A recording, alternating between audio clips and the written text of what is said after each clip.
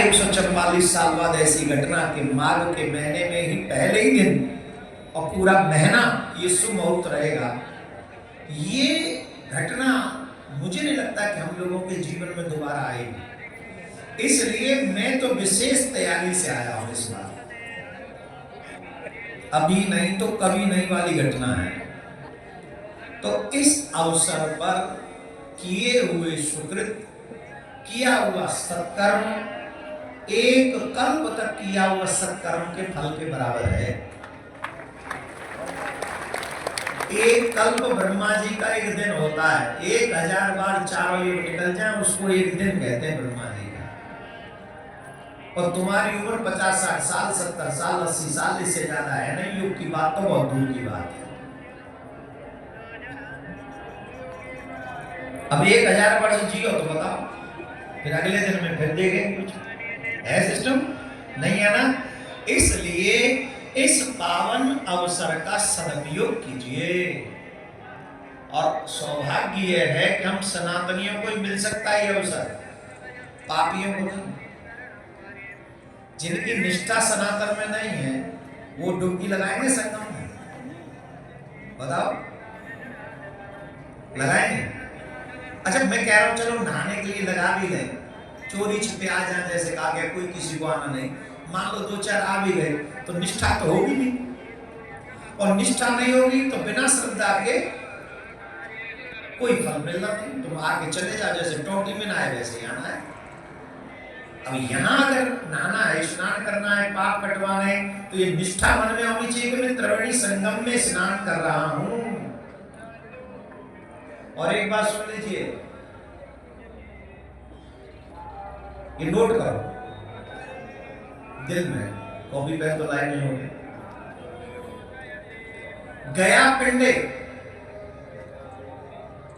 काशी ढूंढे और प्रयाग मुंडे। क्या समझे? कुछ समझे डंडे? नहीं समझ में आया? हमें पता था हमारे चेला किस लिए मिलते। गया पिंडे, गया में जब मनुष्य अपने पितरों का पिंडदान करता है मुक्त हो जाता है। काशी ढूंढे, काशी में तो कण कण में शंकर है, वहां जहां जहां जाओगे वहां जगह जगह पे भगवान और विश्वनाथ है। तो ढूंढे मतलब ढूंढो। और प्रयाग मुंडे, प्रयाग में आकर केस अवश्य देने चाहिए, वो भी सर्क के।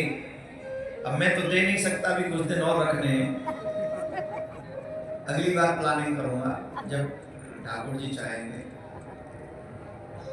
कई लोग तो अभी भी मुंडी ला रहे, अभी मत कर, तुम्हारे चक्कर में तो अब तक रह गए ये, और तुम्हारे चक्कर में रात ही हम भेज रहेंगे, तो इसलिए कभी ना कभी तो इसको जाना ही है।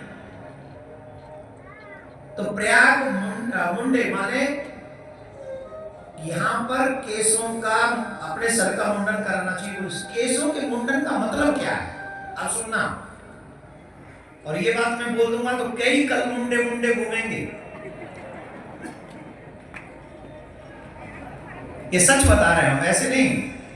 क्यों? जिस समय आप अपने घर में हो और आप अपने घर से जब ये प्लान करते हैं, प्रण करते हैं, प्लान करते हैं कि हम प्रयागराज जा रहे हैं, आप तो आ ही गए ना, पर आने से पहले प्लान तो किया होगा कि हम प्रयागराज जा रहे हैं, प्रयागराज जा रहे हैं। किया था कि नहीं? तुम तो मुंडी ला रहे, तुम तो यहीं के हो, कहीं तो प्रयाग के यहीं के हो। हाँ हमने किया था, तुम तो हो ही। अब जो बाहर से आए हमारे चेलागण या सनातनी लोग जो बाहर से आए, उन्हें एक दिन प्लान किया कि हम प्रयाग जाएंगे, और जब उन्होंने ये प्लान किया हम प्रयागराज जाएंगे, तो पाप जो थे हमारे शरीर में चीखने लगे, चिल्लाने लगे,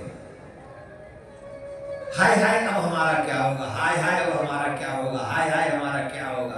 बोले क्यों? बोलिए जैसे ही संगम में प्रवेश करेगा हम सब नष्ट हो जाएंगे। क्या करें क्या करें क्या करें? तो एक एक रोम को, एक एक अंग को छोड़ने लगते उसी समय। कब से? जैसे तुम्हारे मन में संकल्प आया और जैसे जैसे तुम प्रयाग की धरती की ओर बढ़ने लगे, वैसे वैसे तुम्हारे पूर्वकृत अंगों को छोड़ छोड़ के नष्ट होने लगे, भागने लगे, कहां जाएं कहां जाएं कहां जाएं प्लानिंग करने लगे। तो अंत तो गत्वा वो सबसे ऊपर केसों में जाके छिप गए।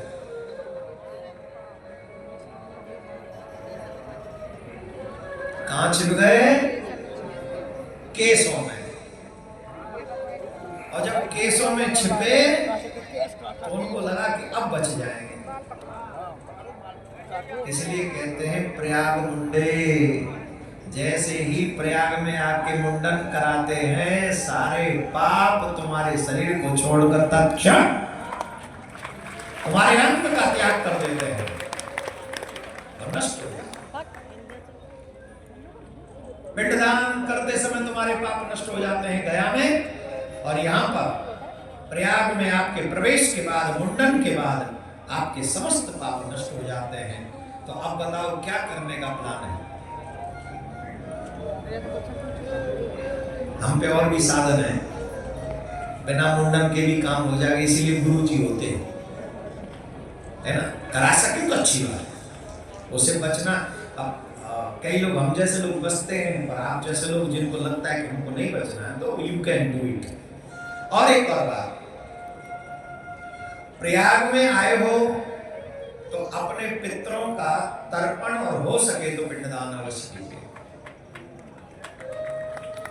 यहां पर किया हुआ तर्पण एक कल्प तक तुम्हारे पितरों को तृप्त कर देगा।